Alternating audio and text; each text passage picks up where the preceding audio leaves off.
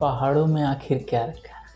आखिर बार बार क्यों पहाड़ों पर चला जाता हूँ? आखिर क्यों जब भी छुट्टी मिलती, जब भी समय मिलता, पहाड़ों की ओर रुख कर लेता, देवभूमि की तरफ रुख कर लेता?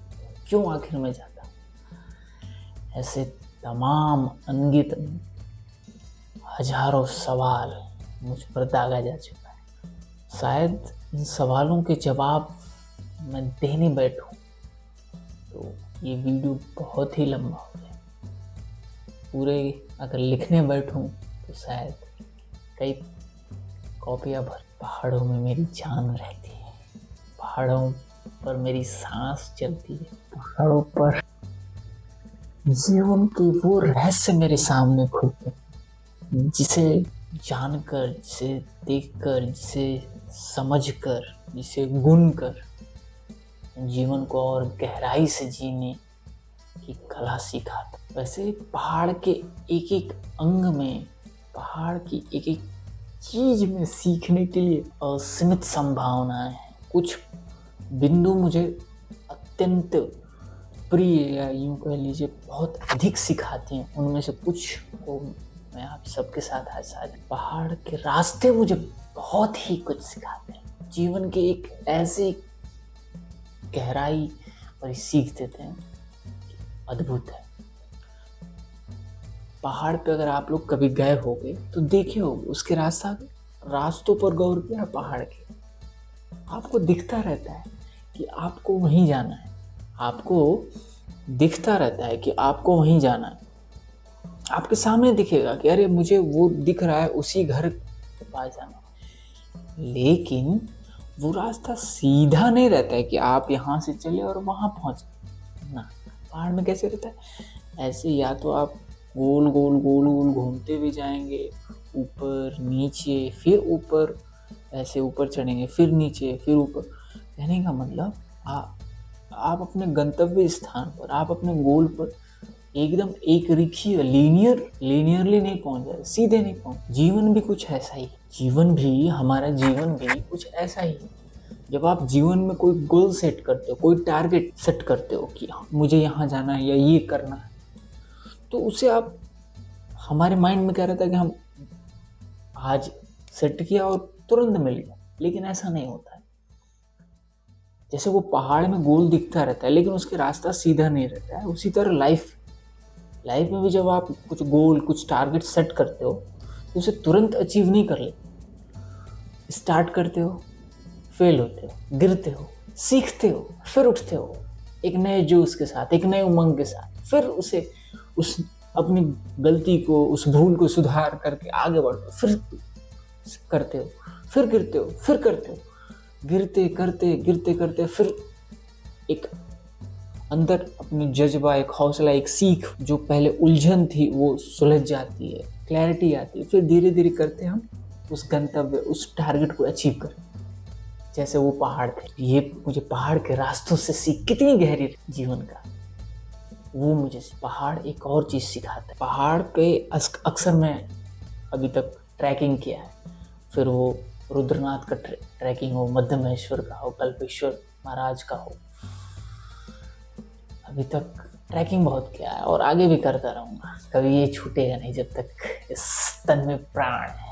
एक चीज़ जो वहाँ सबसे अधिक समझ आती है ना, कि आप पहाड़ पे जब चढ़ते हो तो एक मूल सिद्धांत आपको याद रखना होगा, तो ही आप पहाड़ पे चढ़ पाओगे, वरना आप बीच रास्ते में थक जाओ और नीचे उतर आओगे।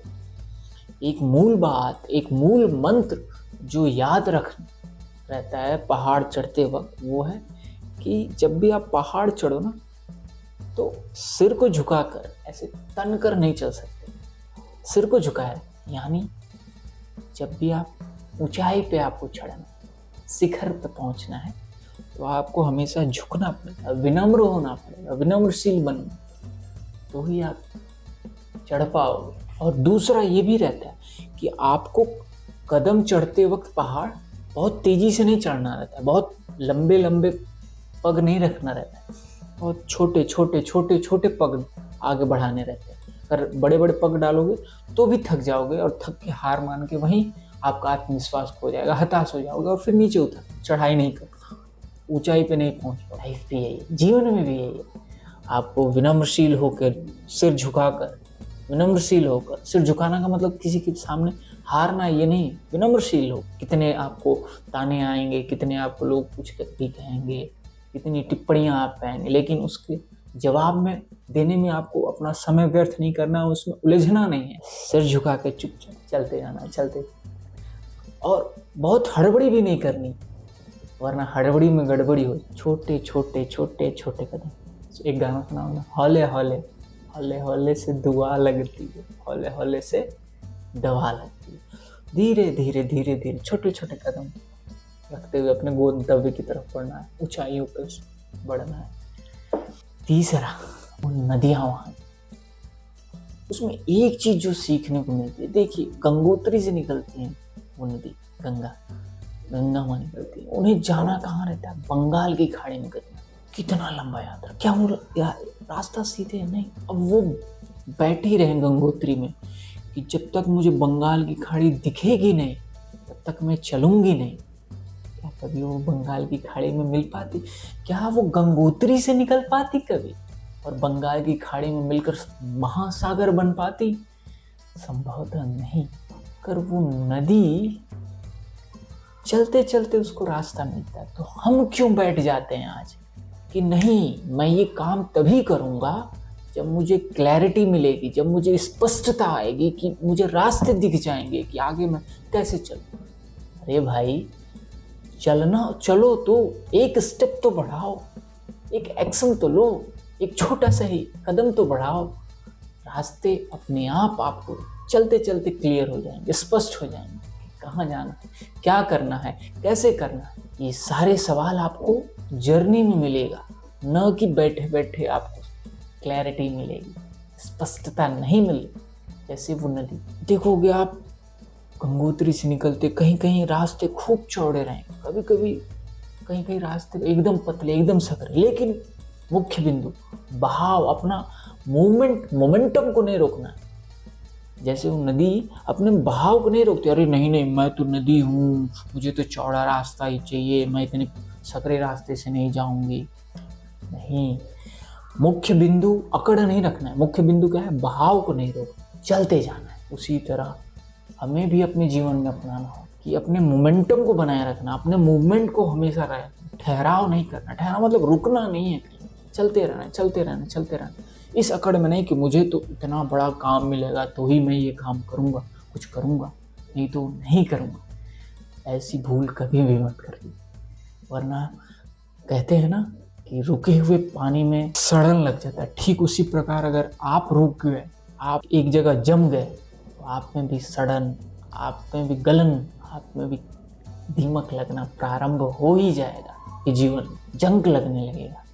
तो प्लीज़ प्लीज़ एंड प्लीज़ रुकिए नहीं, चलते जाइए। एक स्टेप ही आगे बढ़ाइए, एक छोटा सा कदम, लेकिन बढ़ाइए। बड़े के चक्कर में छोटे कदम, ये नदी सिखा। कभी वो सकरे रास्ते से भी बहाव को अपने मेंटेन करके रखिए। ये कुछ चीज़ ऐसी जो मुझे जाता हूँ पहाड़ों में, उठते हुए उनमें तो मुझे आनंदित कर देती है चीज़ें। ये प्रकृति का सौंदर्यता देखकर, ये गूढ़ रहस्य प्रकृति जो हमें निरंतर सिखाती है, उसे देखकर। जीवन सिर्फ किताबों तक सीमित नहीं है दोस्तों। जीवन सिर्फ क्लासरूम्स, सिलेबस और एग्जाम तक ही सीमित नहीं है मित्रों, साथियों। जीवन आपके आसपास दिन प्रतिदिन रोज क्षण क्षण घटित हो रहा है। क्यों ना हम उससे सीखें।